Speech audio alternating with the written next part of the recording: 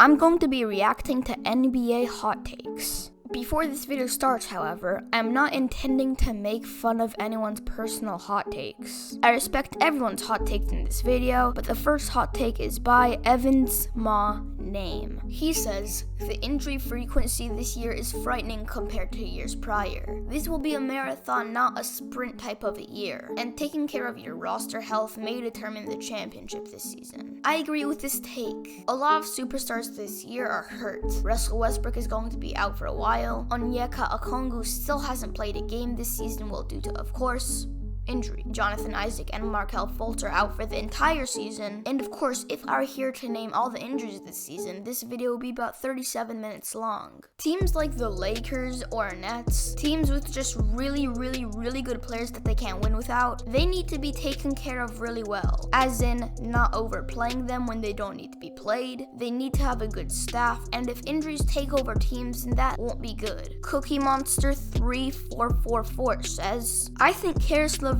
takes a big leap in his game, potentially being an all-star averaging 24, 6, and 7. Wow, that's a bold claim to say the least. Those are all NBA numbers. Not all NBA first team perhaps, but all NBA third team numbers. Caris LeVert right now is playing at a near all-star level, and I think he's not going to get too much better this season because he already took a slight leap. As of January 15th, he is averaging 18.5 points, 4.3 rebounds, and 6 assists, to go along with a steal and half a block. He is also shooting 44% from the field and 35% from 3. That's a big leap compared to last year when he averaged 19, 4, and 4 on worse defensive numbers and lower efficiency. Maybe in a couple years he could be an all-star, maybe even next season, but I don't think he's going to average 24, 6, and 7 this season. Skip Payless says, the Celtics have enough to beat the Nets in a 7-game series. I agree and disagree with this one. I think KD,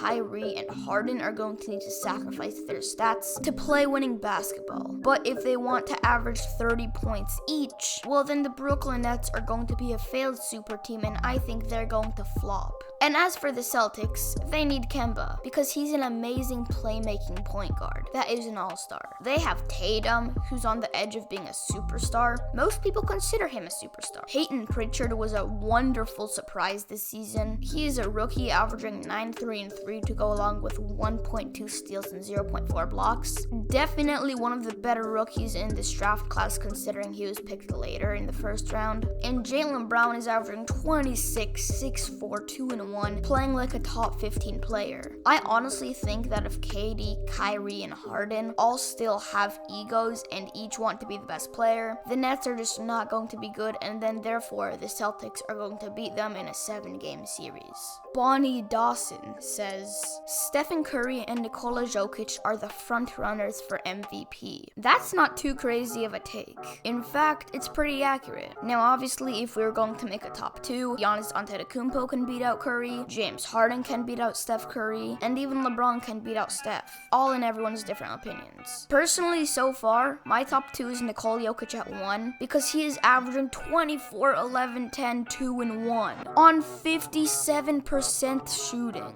which is one of the best seasons in NBA history. I mean, come on, he would be the first center to average a triple-double. And at number 2 is Kevin Durant. He is averaging 29, 7, 6, 1, and 1. He is amazing at playmaking this season, and well, I couldn't even tell he tore his Achilles. He is shooting 54% from the field and 46% from 3. That's just crazy. But I think he will get worse with the addition of Harden, because James Harden will try to average 40 points and 15 assists, while still ISOing the ball for 20 seconds every 24-second possession. Goat Kogi says, KarlAnthony Towns is one of the most valuable players in the league to his team. I definitely agree. Last season, KarlAnthony Towns averaged 26.5 points, 10.8 rebounds, 4.4 assists, 0.9 steals, and 1.2 blocks. He shot 51% from the field and 41.2% from 3. He's a center. And he still shot 40% from 3 on 8 attempts per game. Wait, is this KarlAnthony Towns?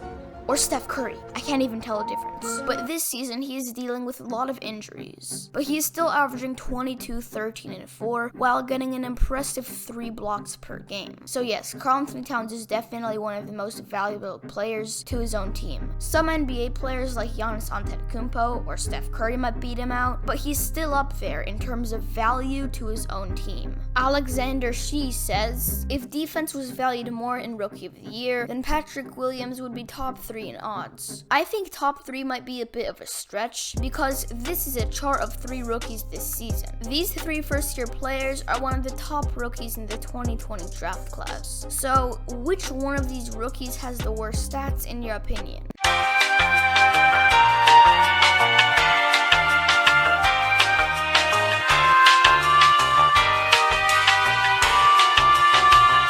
The answer might shock you, but if you chose this one, you've chosen Patrick Williams. But wait, the take says if the Rookie of the Year award took more defense into account. So yeah, Patrick Williams is easily the best defensive rookie, averaging 1 steal and 1 block.